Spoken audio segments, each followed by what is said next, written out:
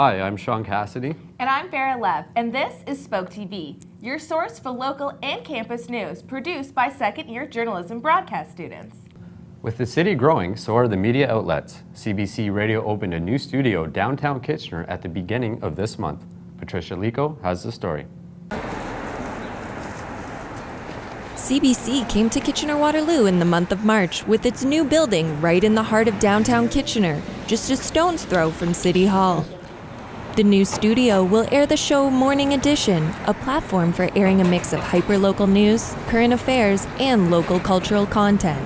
According to executive producer Praz Rajagoplan, the local aspect is what will set them apart from their counterpart in Toronto. Well, we have a very hyper-local focus. So, I mean, all the stories here are about the citizens of Kitchener-Waterloo, about what people are doing. We want to stay rooted in this community. What we hope to do is really shine a light on those interesting people who are doing interesting things here and hopefully spark a conversation and make this place a better place to be. Associate producer Amanda Grant is thankful for the opportunity to be a part of a newly formed station. I do feel very, very lucky to be given this opportunity. It is exciting to come into a new city and start to learn about it, learn about the people, learn about what's important to them. Kitchener-Waterloo is very diverse in their interests, from tech to agriculture to so many things. So it's really just mostly exciting. The new Kitchener location is the first one in the province in 40 years. The last time CBC opened a station in Ontario was in Thunder Bay in 1973. The actual realization of the KWCBC building came as a surprise to many, considering their substantial budget cut last year. Federal government imposed a 10% decrease in CBC's budget, a move that will cut their funds by $115 million by next year. Although it's still in its first week, the team already has a hope for the future. I think that as a team, we've agreed that our main goal is to set the agenda for news and information in the city. For Spoke TV, I'm Patricia Lico. A recent flood watch has been advised for those living on the Grand, Conestoga, Nith, and Speed rivers. Bob Mooney floats in with the news. In Ontario, flooding is considered the most significant natural hazard in terms of death, damage, and civil disruption. What defines a flood? Well, it's when an overflow of water goes beyond its normal confines and submerges the land. During the spring months, we tend to see the most floods. It is caused by heavy rainfall, excess snow, ice breakups, and jams.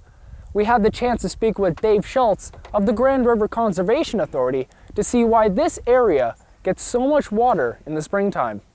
So in the Grand River watershed, we have a large area in the northern part of our watershed, which tends to get a fair amount of snow.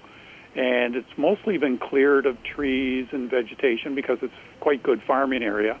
And so what happens is when the warm weather comes around in the spring, the snow all starts to melt. It melts very rapidly, and it rushes downstream, and so we see it flowing through the cities and towns in the central and the southern part of the watershed.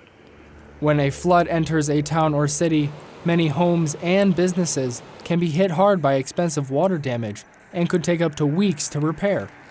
Chris Lewis, owner of Flood Incorporated in Waterloo, gives us an idea of what kind of season it's been thus far. We've had a busy week.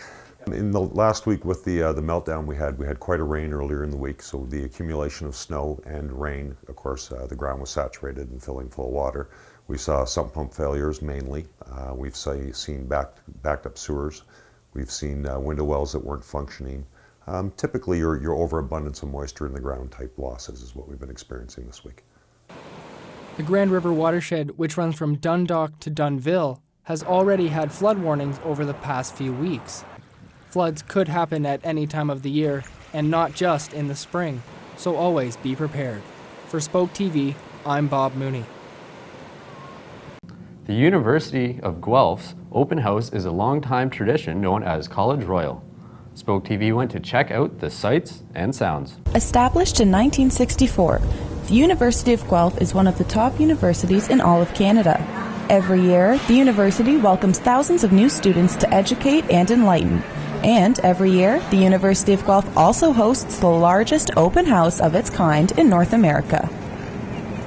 The College Royal, which is a staple for the community of Guelph, welcomes thousands of prospective students as well as people from all over Ontario to experience this one-of-a-kind event. The University of Guelph's College Royal has been an annual tradition since 1925. Welcoming nearly 30,000 visitors each year, it proves to be a big event for both the university and the community. This year's College Royal celebrant, Melissa Wagner, explains why she believes this event is significant for the community. I think it's very important to both the university and the community. It gives the university a chance to showcase their specialties, their talents, and all of their passionate faculty, staff, and students. And it also is a great opportunity for the community. I mean, it's free admission, and most of our things you can do for free, except for the food that you eat, obviously. I do think it's very successful. It's a very unique opportunity, and I mean, people in Guelph especially drive by this campus every day and are curious as to what goes on here. Chris Ho, who attended the event, talks about why people like himself visit the College Royal. I believe mainly just because there's so much different things to do. Like it's not just like biological science, not just statistic. You get everything from biology to like agriculture to computing, and each club has their own display, so you get like such a broad general perspective of what this university is about. The College Royal is a 12-day event that consists of a variety of activities, including tours, logging competitions, dances, and animal shows. This free event appeals to all ages, with several attractions for families and children. For Spoke TV, I'm Stephanie Snedden. If you thought drive-thru coffee was convenient, Kitchener now has its first drive-thru beer store. Meredith Taylor takes a look at the pros and cons of driving to purchase beer. Welcome to Beer Store. We're used to drive-thrus at fast food joints like McDonald's and Tim Hortons, but now we get that luxury at beer stores like this one behind me on Bleems Road in Kitchener.